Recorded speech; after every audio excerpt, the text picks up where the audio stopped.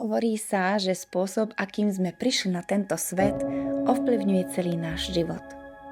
Ak bol tvoj príchod náročný, ak si cítila tlak, boj alebo odmietnutie, možno aj dnes máš pocit, že pre všetko v živote musíš bojovať. Ak si sa narodila rýchlo, možno stále utekáš, aj keď není treba. Ak si čakala, kým ťa pustia, možno aj teraz čakáš na povolenie byť sama sebou. Prežiť svoj pôrod vedomé cez terapiu, dých či vizualizáciu ti môže priniesť obrovské pochopenie.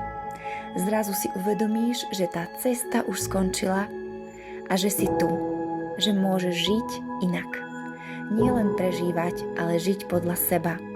Lebo tvoj príchod na svet nebol trest, ale začiatok cesty na zemi, kde tvoríš a zanechávaš kúsok seba. Pre viac info vyplň formulár, link nájdeš pod alebo nad týmto videom.